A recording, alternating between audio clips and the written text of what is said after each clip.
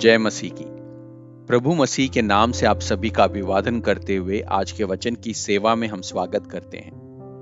पहले पतरस की किताब उसका पहला अध्याय उसका 6वां और 7वां वाक्य ऐसा कहता है, और इस कारण तुम मग्न होते हो, यद्यपि अवश्य है कि अब कुछ दिन तक नाना प्रकार की परीक्षाओं के कारण उदास हो, और ये इसलिए है कि तुम्हारा परखा हुआ विश्वास, जो आग से ताए हुए नाशवान सोने से कहीं अधिक बहुमूल्य है, यीशु मसीह के प्रकट होने पर प्रशंसा और महिमा और आदर का कारण ठहरे। आइए अनुग्रहित इन वचनों से जांचा गया विश्वास विषय पर आज हम मनन करें। बहुत अधिक कठिनाई से गुजरे एक विश्वासी समूह को धीरज देने के लिए पतरस ने जिन वाक्यों का इस्तेमाल किया था, वही वाक्य आज हमने पढ़ा है। प्रियो, जब हम बाजार में कोई उपकरण लेने जाते हैं तो बनाने वाली कंपनी उसके ऊपर एक छाप लगाती है जो कहती है ओके टेस्टेड। चाहे वो उपकरण किसी भी कंपनी का क्यों ना हो, उसको बनाने वाला कोई बड़ा इंजीनियर ही क्यों ना हो, लेकिन बेचने से पहले कंपनी एक बार उसे जांचती है और ये मोहर लगा देती है। ये ओके टेस्टेड छाप ये दर्शाती है कि बेचा हुआ उपकरण सही रीति से काम कर रहा है या नहीं। ठीक इसी प्रकार से हमारा मसीह विश्वासी जीवन जांचा जाता है ताकि यह साबित हो सके कि अभी भी ये काम कर रहा है या नहीं। अब ये समझिए कि हमारे जीवन में कोई भी कठिनाई इतनी नहीं आ सकती जो हम सह ना सके या जिस पर जीतने का सामर्थ प्रभु ने हमें पहले ही ना दे दिया हो। प्रियो, आज जो हमने वाक्य पढ़ा वो हमें सिखाता है कि आज जो पीड़ाएं आप सह रहे हैं और जो समस्याएं आपके जीवन में हैं, वो आपके विश्वास को जांचे जाने की प्रक्रिया है। आज आप इन अवस्थाओं को देखकर कहेंगे कि ये सब बेकार है, लेकिन न्याय के दिन जब आपके सामने जीवन की पुस्तक खोली जाएगी तो प्रभु इन सब का प्रतिफल आपको देगा।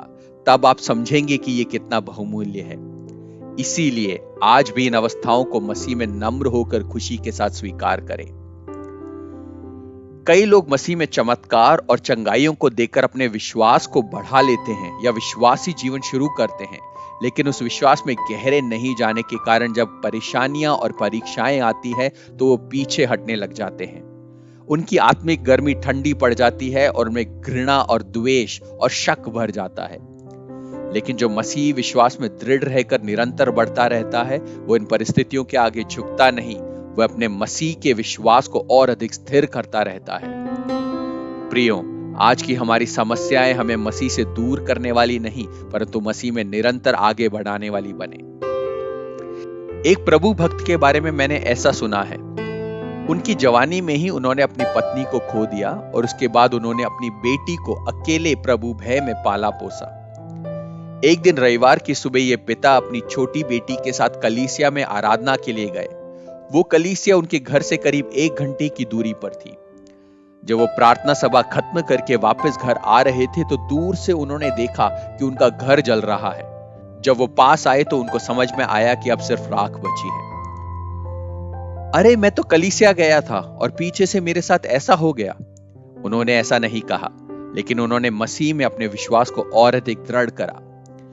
कई दिनों के बाद एक आराधना में जब वो गए तो आराधना में सभा के नेतृत्व करने वाले प्रभु के दास के सामने और सभा के सामने उन्होंने एक मिट्टी के बर्तन को दिखाकर कहा कि मेरा पूरा घर जल गया, लेकिन इस बर्तन को आंच नहीं आई। इसका रहस्य क्या है? उसके उत्तर में उन्होंने ही कहा कि यह इसलिए है कि यह मिट्टी का बर्तन पहले ही आग में सिक कर आ रहा है, अब कोई दूसरी आग इसे जला नहीं सकती। प्रियजनों, आज की आपकी परीक्षा आपको और अधिक सामर्थ्य बनाएगी और प्रभु के दिन के लिए आपको तैयार करेगी। इसमें कोई शक नहीं है, कोई दो राय नहीं है। अपने विश्वास को थामे रहिए। प्रभु आपको बहुतायत से आशीष देने पाए। आपका दिन अनुग्रहित हो। जय मसीह की।